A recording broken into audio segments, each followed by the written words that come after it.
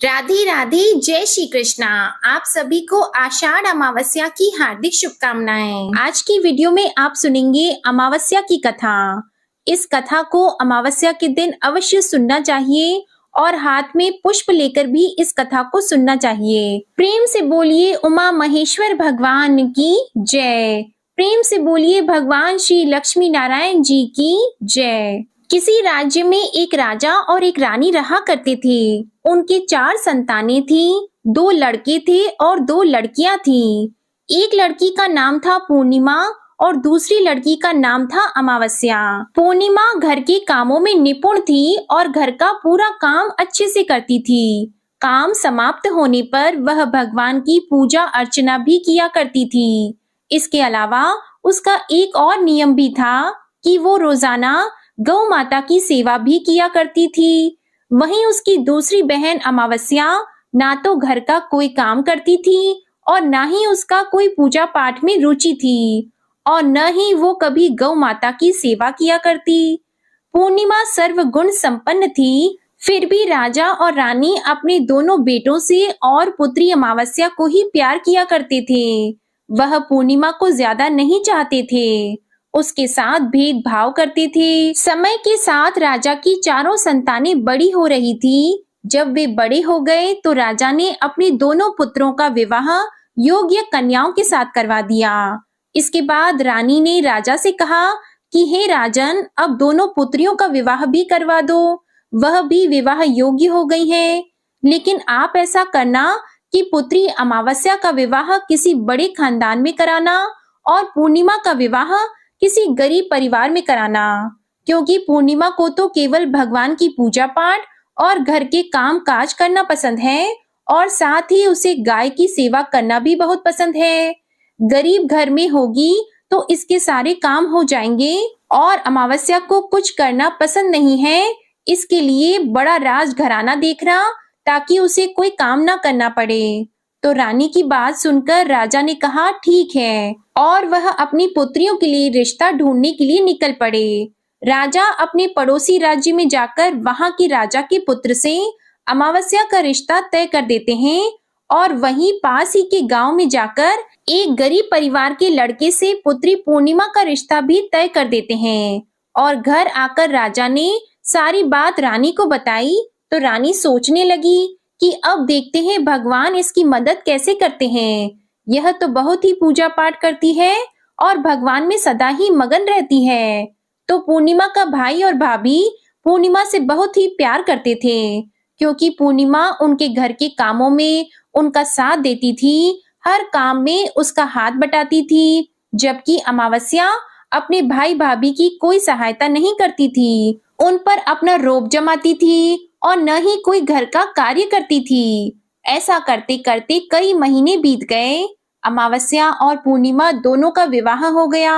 राजा और रानी ने अपनी दोनों बेटियों की विदाई कर दी। विदाई करते समय राजा और रानी ने अमावस्या बेटी को खूब सारी धन दौलत देकर विदा किया और पूर्णिमा को कुछ भी नहीं दिया, खाली हाथ अपने घर से विदा कर दिया। इसके बाद दोनों बहनें अपने अपने ससुराल चली गईं। कुछ दिन बीत गए। एक दिन अमावस्या अपने घर पर शिवजी की कथा रखती है, जिसमें वह सभी गांव वालों को निमंत्रण भेजती है, पर अपनी बहन पूर्णिमा को नहीं बुलाती। जब गांव की सभी औरतें अमावस्या के यहाँ जाती हैं, तो उन्हें इस तरह से जाता हुआ देखकर पूर्णिमा उनसे पूछती है कि आप सब इस तरह से तैयार होकर कहाँ जा रही हैं? तो वे औरतें पूर्णिमा से कहती हैं कि तुम्हारी बहन के यहाँ शिवजी की कथा रखी है, क्या तुम वहां पर नहीं जाओगी? तो पूर्णिमा कहती है कि मुझे तो मेरी बहन ने निमंत्रण भी नहीं भेजा, तो मैं नहीं जा सकती। तभी गांव की औरतें पूर्णिमा से कहती हैं कि बुलावा नहीं आया तो क्या हुआ, तुम्हारी बहन है, भूल गई होगी। यह तो भगवान शिव की कथा है, सुनने जाने में क्या हर्ज है। हम तो कहती हैं कि तुम हमारे साथ चलो। तो पूर्णिमा गांव की औरतों की बात मानकर उनके साथ भगवान शिव की कथा सुनने के लिए अमावस्या के घर चली जाती हैं। जब अमावस्या की नजर पूर्णिमा पर पड़ती है तो वह कहती है कि पूर्णिमा, तुम यहाँ कैसे चली आई? मैंने तो तुम्हें बुलाया ही नहीं। खैर कोई बात नहीं, तुम आ ही गई हो तो चुपचाप बैठी रहना और मेरे यहाँ रिश्तेदारों को यह भूलकर भी मत बताना कि तुम मेरी बहन हो। यह कहते हुए अमावस्या ने अपनी बहन पूर्णिमा की गरीबी का मजाक उड़ाया। तो यह सब सुनकर पूर्णिमा की आंखों में आंसू आ गए और उसने रोते रोते मन ही मन भगवान शिव से विनती करते हुए कहती है कि हे भगवान, क्या पूजा पाठ करना गलत है? गौ माता की सेवा करना गलत है? आखिर मेरी क्या गलती थी जो इस तरह मेरी गरीबी को मेरा बार बार मजाक बनाया जा रहा है? आप अपनी कृपा दृष्टि मुझ पर कब बनाएंगे? तब पूर्णिमा वहां पर बैठी बैठी यही बार बार कहती रहती है। इतने में ही शिव कथा पूरी हो जाती है और अमावस्या भगवान का प्रसाद बांटने लगती है। वह सभी लोगों को प्रसाद दे देती है, लेकिन अपनी बहन पूर्णिमा को प्रसाद नहीं देती। पूर्णिमा बड़े ही दुखी मन से बिना प्रसाद लिए अपने घर लौट जाती है। पूरे रास्ते वह यही सोच रही थी कि घर पर अगर बच्चे उससे कथा का प्रसाद मांगेंगे तो मैं उनसे क्या कहूंगी, और यह भी सोच रही थी कि मायके अपने भाई और भौजाई के यहाँ जाऊंगी तो वहां जाते हुए वहां के बच्चों के लिए भी कुछ लेकर जाना था। तो ऐसा सोचते हुए वह अपने घर लौट आई। घर वापस लौटकर आने के बाद में उसने अपने पति और बच्चों से कहा कि मैं कुछ समय के लिए अपने मायके जा रही हूँ। तो पति ने कहा ठीक है, चली जाओ। तो थोड़ी देर बाद में पूर्णिमा अपने मायके के लिए रवाना हो गई। चलते चलते रास्ते में एक चबूतरा आया जिस पर तुलसी का पौधा लगा था। उस चबूतरे पर एक बूढ़ी अम्मा बैठी थी। वह कोई और नहीं, साक्षात तुलसी माता थी। उस बूढ़ी माता ने पूर्णिमा से कहा कि बिटिया, तुम कौन हो और कहाँ जा रही हो? तो पूर्णिमा अपना परिचय देते हुए कहती है कि माँ, मैं अपने मायके जा रही हूँ। तो बूढ़ी औरत ने पूर्णिमा से कहा कि बेटी, यहाँ तुलसी का पौधा सूख रहा है, इसमें थोड़ा सा पानी डाल दो और इस चबूतरे को साफ कर दो, जिससे मुझे थोड़ी ठंडक मिलेगी। तो पूर्णिमा ने कहा कि ठीक है माँ, मैं तुलसी के पौधे में पानी डाल देती हूँ और यहाँ की साफ सफाई भी कर देती हूँ। तो पूर्णिमा ने साफ सफाई करने के बाद बूढ़ी अम्मा को भी नहला दिया। बूढ़ी अम्मा की सेवा भी की, उनके पैर दबाए, हाथ पैरों में तेल की मालिश की, कंघी की और फिर पूछा कि माँ, मैं आपकी क्या सेवा करूँ? कोई और काम हो तो बता दीजिए, मैं कर दूंगी। तो बूढ़ी अम्मा कहती है कि बेटा, अब कोई काम नहीं, तुम अपने मायके जाओ और वापस आते समय मुझसे फिर मिलती जाना। तो पूर्णिमा ने बूढ़ी अम्मा से कहा ठीक है माँ जी, अब मैं जाती हूँ, लौट के आऊंगी तो तुमसे मिलकर जरूर जाऊंगी। ऐसा कहकर पूर्णिमा वहां से चल पड़ी। कुछ समय आगे चलने के बाद में एक शिव मंदिर आया। वहां पर उसे एक बूढ़े बाबा मिले थे जो मंदिर के बाहर बैठे थे। वह भी कोई और नहीं थे, भगवान भोलेनाथ स्वयं थे।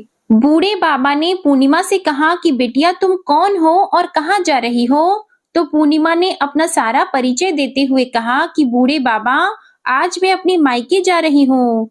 तो बूढ़े बाबा ने कहा कि बेटा, मैं तो बूढ़ा हो चला हूँ और मेरी आंखों की रोशनी भी ढंग से काम नहीं करती। तुम ऐसा करो कि मंदिर की साफ सफाई कर दो और शिवलिंग पर जल चढ़ा दो और भोले शंकर जी के आगे एक घी का दीपक जला दो। तो पूर्णिमा ने कहा ठीक है बाबा। यह कहकर पूर्णिमा ने शिव मंदिर की सफाई कर दी और भोले शंकर जी की विधिवत पूजा करते हुए बूढ़े बाबा से कहा कि बाबा, कोई और काम हो तो बताइए। तब बूढ़े बाबा ने कहा नहीं बेटी, अब तुम जाओ, वापस आते वक्त मुझसे मिलते हुए जाना। तो पूर्णिमा ने कहा ठीक है बाबा, अब मैं जाती हूँ, आते हुए तुमसे जरूर मिलकर जाऊंगी। तो ऐसा कहकर वह वहां से आगे चल पड़ी। आगे चलते चलते पूर्णिमा को एक काली माता का मंदिर दिखाई दिया। वहां पर भी एक बूढ़ी अम्मा चबूतरे पर बैठी हुई थी। तो उस बूढ़ी औरत ने पूर्णिमा से कहा कि बेटी, तुम कौन हो और कहाँ जा रही हो? तो पूर्णिमा ने उस बूढ़ी औरत को भी अपना सारा परिचय दिया और बताया कि मैं अपने मायके जा रही हूँ। तो वह बूढ़ी औरत सुनकर यह कहती है कि बेटा, अच्छी बात है, लेकिन तुम ऐसा करो, यहाँ पर पूजा पाठ करने के लिए तो सभी आते हैं, लेकिन मंदिर की साफ सफाई कोई नहीं करता। इसलिए तुम इस मंदिर की सफाई कर दो और चबूतरे की भी साफ सफाई कर दो। तो पूर्णिमा ने कहा ठीक है माँ जी। यह कहकर पूर्णिमा ने पूरे मंदिर की और चबूतरे की साफ सफाई कर दी और पूजा पाठ भी की और उस बूढ़ी माता का श्रृंगार भी कर दिया। बूढ़ी माँ के पैर दबाए और कहती है कि माँ जी सारा काम हो गया, अगर मेरे लायक कोई और काम हो तो मुझे बताइए, मैं उसे भी कर देती हूँ। तो वह बूढ़ी अम्मा कहती है नहीं बेटी, अब तो तुम जाओ, लेकिन मायके से आते वक्त मुझसे मिलते हुए जाना। फिर पूर्णिमा कहती है ठीक है और वह आगे चल पड़ी। आगे चलते चलते एक नदी आती है, वहां पर भी एक बूढ़ी अम्मा बैठी थी। वह कहती है बेटी तुम कौन हो, कहाँ से आई हो और कहाँ जा रही हो? तो पूर्णिमा उस बूढ़ी औरत को भी अपना पूरा परिचय देते हुए बताती है कि अम्मा मैं अपने मायके जा रही हूँ। तो बूढ़ी औरत पूर्णिमा से कहती है कि बेटा यह तो अच्छी बात है, नदी पर स्नान करने तो सभी आते हैं, लेकिन यहाँ पर कोई साफ सफाई नहीं करता, इसलिए तुम ऐसा करो कि नदी के किनारे पर साफ सफाई कर दो। तो पूर्णिमा कहती है ठीक है माँ जी, और वो वहां की साफ सफाई में लग जाती है। सारी साफ सफाई समाप्त करके बूढ़ी अम्मा के पैर दबाती है और कहती है कि माँ जी और कोई काम हो तो बताइए। तो वो बूढ़ी औरत कहती है कि नहीं बेटा, अब तुम जाओ और जब मायके से लौट कर आओ तो मुझसे मिलते हुए जाना। इस नाव में बैठकर नदी के दूसरे किनारे पर पहुंच जाओ। तो यह कहते हुए वह बूढ़ी अम्मा एक नाव की तरफ इशारा करती है। तो पूर्णिमा उस नाव में बैठकर नदी के दूसरे पार चली जाती है और वहां से अपने मायके के घर पहुंच जाती है। वहां पहुंचते ही पूर्णिमा के भैया और भाभी उसे देखकर बहुत ही खुश होते हैं और वे पूर्णिमा की खूब खातिरदारी करते हैं, उसे खूब सारी बातें करते हैं और कहते हैं कि बच्चों को भी साथ लेकर आती तो कितना अच्छा होता। तो यह सब कुछ देखकर पूर्णिमा बहुत ही खुश होती है और सोचती है कि कोई तो है जो मुझे देखकर इतना खुश होता है। इस तरह पूर्णिमा ने अपने मायके में कुछ दिन बड़ी ही हंसी खुशी के साथ बिताए और फिर अपने भैया और भाभी से कहा कि मैं अपने ससुराल वापस जाना चाहती हूँ। तो उसकी भाभी ने उसके लिए एक बहुत ही सुंदर साड़ी दी और बच्चों के लिए थैला भरकर कपड़े, मिठाई और खिलौने दिए और साथ ही रास्ते में खाने पीने के लिए भी कुछ चीजें रखी और कहा कि तुम तो बहुत ही दिनों के बाद आती हो, अब की बार बहुत ही जल्दी हमसे मिलने के लिए दोबारा आना। यह कहते हुए पूर्णिमा की भाभी ने पूर्णिमा के हाथ में वो थैला दे दिया और बड़ी ही हंसी खुशी से उसे विदा किया। इस तरह पूर्णिमा अपने ससुराल के लिए रवाना हो गई और उसी नदी के किनारे पहुंची और नाव में बैठकर दूसरे किनारे पर उतर गई। वहां उतरने के बाद वहां पर उसे वही बूढ़ी अम्मा मिली जो साक्षात गंगा मैया थी। उस बूढ़ी अम्मा ने पूर्णिमा को एक थैला दिया और कहा कि तुम इसे घर जाकर ही खोलना। अब पूर्णिमा के पास दो थैले हो गए, एक तो उसकी भाभी ने दिया था और दूसरा गंगा मैया ने दिया। तो उन दोनों थैलों को लेकर जब वो आगे चल पड़ी, चलते चलते फिर वही काली माता का मंदिर आया। वहां चबूतरे पर बूढ़ी अम्मा बैठी हुई थी जो साक्षात काली माता थी। बूढ़ी अम्मा के रूप में बैठी काली माता ने जब पूर्णिमा को आते हुए देखा तो कहा कि आ गई बेटा। तो पूर्णिमा ने कहा कि हाँ माँ जी, मैं आ गई, मैंने आपसे कहा था कि मैं आते हुए आपसे जरूर मिलकर जाऊंगी। तो काली माता ने भी उसे एक थैला दिया और कहा कि तुम यह थैला अपने घर जाकर खोलना। अब तो पूर्णिमा के पास 3 थैले हो गए। तीनों थैले लेकर पूर्णिमा वहां से चल पड़ी। चलते चलते शिवजी का मंदिर आया जहां बूढ़े बाबा के रूप में स्वयं शिवजी विराजमान थे। बूढ़े बाबा ने पूर्णिमा से कहा कि बेटी आ गई? तो पूर्णिमा ने कहा हाँ बाबा, मैं आ गई। तो उन बूढ़े बाबा ने भी पूर्णिमा को एक थैला दिया और कहा कि बेटा तुम इस थैले को अपने घर जाकर ही खोलना। तो पूर्णिमा ने कहा कि ठीक है बाबा, और यह कहकर पूर्णिमा वहां से चल पड़ी। अब पूर्णिमा के पास 4 थैले हो गए। अब पूर्णिमा 4 थैलों को एक साथ कैसे लेकर जाती? तो उसने अपनी एक पुरानी साड़ी निकाली और सारे थैलों को उस साड़ी में रखकर बांध लिया। एक गठरी बनाकर सिर पर रखकर वो रवाना हो गई। चलते चलते उसे फिर रास्ते में तुलसी माता बूढ़ी अम्मा के रूप में मिलती है और कहती है कि पूर्णिमा तुम आ गई। तो पूर्णिमा कहती है कि हाँ माँ जी, मैं आ गई। मैंने आपसे कहा था कि मैं आते हुए जरूर मिलकर जाऊंगी। तो वह बूढ़ी अम्मा कहती है कि बेटा, मैं तो तेरी ही राह देख रही थी। ना जाने कितने दिन हो गए तुम्हें गए हुए। तुमने अच्छा किया जो मुझसे मिलने के लिए आ गई। यह कहते हुए बूढ़ी अम्मा उसे एक थैला देती है और कहती है कि बेटा, यह थैला ले जाओ और अपने घर जाकर ही खोलना। तो पूर्णिमा ने कहा कि ठीक है माँ जी, आपने जैसा कहा मैं वैसा ही करूंगी। यह कहते हुए पूर्णिमा ने वो 5वां थैला वहां से लेकर रवाना हो गई। अब एक गठरी सिर पर और एक थैला हाथ में लिए जैसे ही वो अपने ससुराल के घर पहुंचती है, तो उसे देखकर उसके बच्चे बड़े ही खुश होते हैं और कहते हैं कि माँ, मामा के यहाँ से क्या लेकर आई हो, हमें जल्दी से दिखाओ। हमें तो लगता है खूब सामान लेकर आई हो। अब की बार मामा ने हमारे खाने के लिए क्या भेजा है, हमें जल्दी से दिखाओ। तो पूर्णिमा कहती है कि बेटा, थोड़ा सब्र करो। यह कहते हुए पूर्णिमा अपने सिर पर से गठरी को नीचे रखती है और उसे खोलकर सबसे पहले अपने मायके का थैला खोलकर देखती है। तो उसमें बच्चों के लिए अच्छे अच्छे कपड़े, खाने पीने के सामान, बच्चों के खेलने के लिए खिलौने और कुछ गहने भी रखे थे। तो उसे देखकर वो मन ही मन बहुत ही खुश होती है और अपने भैया भाभी को खूब आशीष देती है। फिर पूर्णिमा कपड़े अपने बच्चों को दे देती है और खाने पीने की चीजें भी बच्चों को देकर अपने बच्चों का चेहरा निहारने लगती है। उसके बच्चे अपने जीवन में पहली बार इतना सब कुछ सामान देख रहे थे, तो वे बहुत ही खुश थे। इसके बाद पूर्णिमा ने दूसरा थैला खोला जो गंगा मैया ने दिया था। तो उसमें ढेर सारे हीरे जवाहरात, सोने चांदी आदि थे। उसके बाद में पूर्णिमा ने तीसरा थैला खोला जो उसे काली माता ने दिया था। उसमें बहुत सारा सोना और श्रृंगार का सामान भरा हुआ था। तो यह देखकर पूर्णिमा बहुत ही खुश हुई और फिर उसने चौथा थैला खोला जो भोले शंकर ने दिया था। वो थैला धन संपत्ति से भरा हुआ था, बहुत सारी खुशियां भरी थी। इसके बाद में पूर्णिमा ने 5वां थैला खोला जो उसे तुलसी मैया ने दिया था। उसमें चावल, दाल और 7 प्रकार के खाने की चीजें भरी हुई थी। अब पूर्णिमा के घर में किसी भी चीज की कोई कमी नहीं थी। उसका घर धन धान्य से भरा हुआ था और परिपूर्ण था। पूर्णिमा और उसका परिवार सुखपूर्वक जीवन व्यतीत करने लगे। तो पूर्णिमा के मन में एक दिन विचार आया कि क्यों ना मैं भी शिवजी की कथा करवाऊं।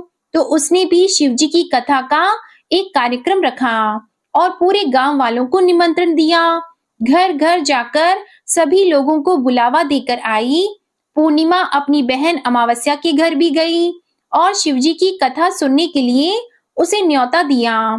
तो अमावस्या ने जब पूर्णिमा को देखा तो वो सोचने लगी कि इतने गहने पहने हुए, इतने सुंदर वस्त्र पहन रखे हैं, इसका घर तो बहुत गरीब है, फिर इतना सब कुछ इसके पास कैसे आया, यह जानने के लिए इसके घर तो जाना पड़ेगा। यह सोचकर अमावस्या पूर्णिमा के घर शिव कथा सुनने के लिए आ गई। तो उसने देखा कि पूर्णिमा के घर में कोई चीज की कहीं भी कुछ कमी नहीं थी। तो इतनी सारी धन दौलत देखकर अमावस्या आश्चर्यचकित हो गई और पूर्णिमा से पूछने लगी कि तुम्हारे घर में इतनी धन दौलत कहाँ से आई। तो पूर्णिमा ने कहा कि देखो बहन, तुमने शिवजी की कथा में मुझे नहीं बुलाया था, फिर भी मैं चली आई। तुमने मुझे प्रसाद तक नहीं दिया और मेरी गरीबी का मजाक उड़ाया था। उसके बाद मैं अपने घर आ गई और घर आते हुए मन में यही सोच रही थी कि अपने मायके जाऊंगी और बच्चों के लिए कुछ लेकर आऊंगी। तुमने तो मेरे बच्चों के लिए प्रसाद तक नहीं दिया, इसलिए मैं तुम्हारे यहाँ से आते ही मायके चली गई। यह कहते हुए पूर्णिमा ने उसके बाद जो घटना हुई वो सारी की सारी अमावस्या को बताई। तो ये सारी बातें सुनने के बाद अमावस्या कहती है कि तुम मुझे प्रसाद मत दो और मुझे खूब डांट लगाओ। तो पूर्णिमा कहने लगी कि यह तो भगवान का प्रसाद है, मैं तो सबको दूंगी और तुम्हें भी दूंगी। इतना कहने पर भी अमावस्या ने प्रसाद नहीं लिया। वह बिना प्रसाद के सीधे अपने घर चली गई। घर जाकर अपने बच्चों और पति से कहने लगी कि मैं मायके जा रही हूँ। तो उसके पति ने कहा, कोई बात नहीं, कुछ दिन रुककर चली जाना, अभी मुझे कोई काम है। तो अमावस्या ने अपने पति की एक नहीं सुनी और अपने मायके जाने के लिए तैयार हो गई। जैसे ही वह मायके जा रही थी, तो रास्ते में तुलसी माता चबूतरे पर बैठी हुई बूढ़ी माता के रूप में मिली। तो बूढ़ी माता ने अमावस्या से कहा कि बेटी तुम कौन हो और कहाँ जा रही हो? तो अमावस्या ने अपना परिचय देते हुए कहा कि मैं अपने मायके जा रही हूँ। तो बूढ़ी अम्मा बोली कि बेटा, यह तो अच्छी बात है, पर तुम ऐसा करो कि यह तुलसी का पौधा सूख रहा है, इसमें थोड़ा सा पानी डाल दो और इस चबूतरे की साफ सफाई कर दो। तो बूढ़ी अम्मा के इतना कहते ही अमावस्या ने गुस्से में आकर कहा कि बुढ़िया, तुम्हें दिखाई नहीं देता, मैंने इतनी महंगी साड़ी पहन रखी है, साफ सफाई करूंगी तो यह गंदी हो जाएगी और यहाँ आसपास पानी भी नहीं है, मैं कहाँ से पानी लाकर तुलसी के पौधे में डाल दूं? तुम्हारे और तो कोई काम नहीं है, तुम ही ऐसा करो कि आसपास कहीं पर पानी होगा, लाकर इस पौधे में डाल देना। ऐसा कहकर अमावस्या वहां से चल पड़ी। चलते चलते शिव मंदिर आया। वहां पर भगवान शिव बूढ़े बाबा का रूप धारण किए हुए बैठे थे। उसे देखते ही पूछा कि बेटा तुम कहाँ जा रही हो? तो अमावस्या ने कहा कि मैं अपने मायके जा रही हूँ। तो बूढ़े बाबा ने कहा कि बेटा मंदिर की साफ सफाई कर दो और भोले शंकर की पूजा कर दो, आजकल मुझे थोड़ा कम ही दिखाई देता है। तो बूढ़े बाबा के साफ सफाई वाली बात सुनकर अमावस्या को गुस्सा आ गया और वह गुस्से में मना करते हुए वहां से आगे चल पड़ी। आगे चलते चलते काली माता का मंदिर दिखाई दिया। वहां पर काली माता बूढ़ी अम्मा के रूप में बैठी हुई थी। तो अमावस्या को देखते ही काली माता ने पूछा कि बेटी तुम कौन हो और कहाँ जा रही हो? तो अमावस्या ने कहा कि मैं अपने मायके जा रही हूँ। तो वह बूढ़ी अम्मा बोली कि बेटी तुम मेरा एक काम कर दो, इस मंदिर में पूजा पाठ करने तो सभी लोग आते हैं, लेकिन साफ सफाई कोई नहीं करता, तुम ऐसा करो मंदिर की साफ सफाई कर दो। तो अमावस्या इस बात पर भड़क पड़ी और कहने लगी, ना तो मैं तुम्हारे इस मंदिर की पूजा पाठ करूंगी और ना ही इसकी सफाई करूंगी। तुम मुझसे कह रही हो, इससे अच्छा तो यह है कि इस मंदिर की सफाई तुम खुद कर लो, तुम्हारे और कोई काम नहीं है। ऐसा कहकर वो वहां से चल पड़ी। आगे चलते चलते फिर वही नदी आई। उसके किनारे पर भी एक बूढ़ी अम्मा बैठी थी। उसे देखते ही बोली कि बेटा तुम कहाँ जा रही हो और कौन हो? तो उसने कहा कि मैं अपने मायके जा रही हूँ। तो बूढ़ी अम्मा ने कहा कि बेटा ये तो अच्छी बात है, तुम मेरा एक काम कर दो, इस गंगा नदी में स्नान करने तो सभी आते हैं, पर इसके किनारे सफाई कोई नहीं करता। तुम ऐसा करो कि यहाँ की साफ सफाई अच्छे से कर दो। तो बूढ़ी माई के इतना कहते ही अमावस्या को गुस्सा आ गया। उसने कहा कि तुम्हें दिखाई नहीं देता मैंने कितनी महंगी साड़ी पहन रखी है, मैं यहाँ के राजा की बेटी हूँ, मैं कोई नौकरानी नहीं हूँ जो तुमने कह दिया और मैं यहाँ पर सफाई करने लग गई। तो इस तरह बूढ़ी अम्मा को भला बुरा कहते हुए अमावस्या जैसे ही नाव में बैठने लगी, तो नाव में फूलों की जगह कांटे भरे हुए थे, लेकिन वह अपने अधिक गुस्से के कारण उन कांटों से भरी नाव में ही बैठ गई। उसके पैर में कांटे बार बार चुभ रहे थे। जैसे ही वह दूसरे किनारे पर पहुंची, तो वहां पर उतरकर वो अपने मायके चली गई। उसके पैरों से खून निकल रहा था। तो उसके भाई और भाभी ने उसे देखा। उसके पैरों के बारे में उससे कुछ भी नहीं पूछा और मन ही मन कहने लगी कि ना तो ये कोई काम करती है और ना ही बात मानती है। अब क्या कहना, पूर्णिमा तो हमारे काम काज में हाथ बटाती थी, यह तो कुछ करने वाली नहीं, इससे ज्यादा बातचीत करना ठीक नहीं, बात नहीं करेंगे तो जल्दी ही वापस भी चली जाएगी। ऐसा सोचकर उन्होंने अमावस्या से ज्यादा बातचीत नहीं की और जल्दी जल्दी खाना बनाया और खा पीकर वो सारे सो गए। अमावस्या जब सुबह उठी तो उसने अपनी भाभीयों से कहा कि भाभी मैं ससुराल जा रही हूँ। तो उन्होंने कहा ठीक है जाओ। तो अमावस्या बोली कि पूर्णिमा को तो आपने एक थैला दिया था और मुझे कुछ नहीं दोगी। तो भाई और भाभी ने कहा कि तुम जाओ, तुम्हारा थैला तुम्हारे घर पहुंच जाएगा। फिर अमावस्या वहां से चल पड़ी और चलते चलते नदी के किनारे पहुंची। तो वहां पर गंगा मैया बूढ़ी औरत का रूप धारण किए हुए बैठी थी। बूढ़ी माँ ने कहा कि आ गई बेटी। तो अमावस्या बोली, हाँ मैं आ गई। कुछ देर तक अमावस्या वहीं पर खड़ी रही। तो बूढ़ी अम्मा ने उसे कुछ भी नहीं दिया। तो अमावस्या बोली कि पूर्णिमा को तो तुमने एक थैला दिया था, क्या मुझे नहीं दोगी? तो बूढ़ी अम्मा ने कहा कि तुम घर जाओ, तुम्हारा थैला तुम्हारे घर पहुंच जाएगा। तो वह वहां से चल पड़ी। आगे चलने पर उसे काली मैया मिली। उसे देखते ही अमावस्या ने कहा कि मेरा थैला कहाँ है?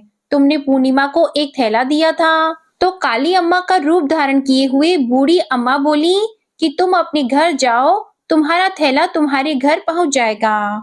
तो यह सुनकर अमावस्या वहां से चल पड़ी। चलते चलते रास्ते में फिर वही शिव मंदिर आया। वहां पर भोले शंकर बूढ़े आदमी का रूप धारण किए हुए बैठे थे। उन्हें देखते ही अमावस्या बोली कि मेरा थैला कहाँ है? तो बूढ़े बाबा ने कहा कि तुम घर जाओ, तुम्हारा थैला तुम्हारे घर पहुंच जाएगा। तो अमावस्या वहां से आगे चल पड़ी। आगे चलते चलते उसे तुलसी माता बूढ़ी अम्मा का रूप धारण किए हुए वहां पर बैठी हुई मिली। तो अमावस्या को देखते ही कहा कि आ गई बेटा। तो अमावस्या ने कहा कि हाँ मैं आ गई, मेरा थैला कहाँ है? पूर्णिमा को तो आपने थैला दिया था। तो अमावस्या की बात सुनकर तुलसी मैया ने कहा कि तुम अपने घर जाओ, तुम्हें तुम्हारा थैला वहीं पर मिल जाएगा। तो अमावस्या वहां से जल्दी जल्दी अपने घर की ओर चल पड़ी। जैसे ही वह अपने घर पहुंची तो आंगन में देखा कि वहां पर 5 थैले पड़े हैं। अमावस्या ने मन में सोचा कि अब तो मेरे पास भी खूब सारी धन दौलत हो जाएगी। तो उसने जल्दी जल्दी सारे थैलों को खोलकर देखा। किसी में मिट्टी भरी थी, तो किसी में पत्थर रखे थे, किसी में कोयला था और मायके वाला थैला बिल्कुल खाली था। तो इस तरह के थैलों को देखकर अमावस्या को बहुत ही गुस्सा आया और वो दौड़ती दौड़ती पूर्णिमा के घर गई और कहने लगी कि तुम्हें तो इतना सब कुछ मिला और मुझे कुछ नहीं मिला, तूने मुझसे झूठ क्यों बोला? तो अमावस्या की बात सुनकर पूर्णिमा कहती है कि जब मैं अपने मायके जाती हूँ तो अपनी भाभीयों के साथ उनके काम में हाथ बटाती हूँ, उनके साथ मिलकर काम करती हूँ, उनकी इज्जत करती हूँ। लेकिन तुम तो अहंकार वश किसी की इज्जत नहीं करती, इसलिए वे भला तुम्हें क्या देंगे? तूने तुलसी माता को ठुकरा दिया, गंगा मैया को ठुकरा दिया, काली माँ को भी ठुकराया और भगवान शिव का कहना भी नहीं माना, इसलिए उन्होंने तुम्हें कुछ भी नहीं दिया। मैंने उन सब का कहा हुआ काम बड़े ही श्रद्धा भाव से किया था, इसलिए ये सब कुछ मुझे प्राप्त हुआ है। यह सब मुझे पूजा और भक्ति से मिला है। तो यह सब सुनकर अमावस्या कहती है कि बहन मुझे माफ कर दो, मैंने तुम पर हमेशा अत्याचार किया है। माँ ने भी हमेशा हम दोनों के बीच में भेदभाव रखा था। आज मेरी आंखें खुल गई हैं, मुझे कुछ नहीं मिला, कोई बात नहीं, पर मैं भी भगवान की भक्ति करना चाहती हूँ और भगवान की भक्ति करके सब कुछ प्राप्त कर लूंगी। इन सब चीजों का रहस्य बताओ। तो पूर्णिमा कहने लगी कि तुम 3 सूत्र का ज्ञान ले लो और उसकी कथा करना। पहले सूत्र में दया मांगना, दूसरे सूत्र में कथा मांगना और तीसरे सूत्र में 108 बार ओम नमः शिवाय का जाप करना। बहन, यह सूत्र भगवान ने स्वयं दिए हैं, इसलिए तुम इनको अपने हृदय में बसा लेना। मैंने भी इन 3 सूत्रों को अपने जीवन में अपनाए थे और सच्चे मन से भगवान की भक्ति और पूजा पाठ की थी। तभी तो मुझे इतने गरीब घर में ब्याहने के बाद भी आज मेरे पास सब कुछ है और तुम्हारा एक अमीर घराने में विवाह होने के बाद भी आज सब कुछ नष्ट हो गया है। तो यह 3 सूत्र अपने मन में रखकर अमावस्या अपने घर चली गई और भगवान की पूजा पाठ करने लगी और भगवान शिव से माफी मांगते हुए कहा कि हे भोले शंकर, मुझे माफ कर दो जो मैंने अपनी बहन पूर्णिमा पर इतने अत्याचार किए। शिव कथा में वह बिना बुलाए आई, फिर भी मैंने उसका अपमान किया, मुझे माफ कर दो। अब मैं पूरे विधि विधान से पूजा अर्चना किया करूंगी और फिर वह गौ माता की सेवा भी करने लगी और दूसरों की मदद भी करने लगी, जिसकी वजह से उसका घर धन धान्य से परिपूर्ण हो गया। बोलो भोले शंकर की जय। बोलो भगवान श्री विष्णु जी की जय। तो ये थी अमावस्या और पूर्णिमा, दो बहनों की कथा, जो अमावस्या और पूर्णिमा के व्रत में अवश्य ही सुननी चाहिए। भगवान भोलेनाथ और भगवान श्री हरि विष्णु जी आपकी सभी मनोकामनाओं को पूर्ण करें। आज की कथा पसंद आए तो वीडियो को लाइक करके चैनल को जरूर सब्सक्राइब करिएगा और कमेंट में भगवान भोलेनाथ और विष्णु जी की जय जरूर लिखिएगा। जय श्री कृष्णा।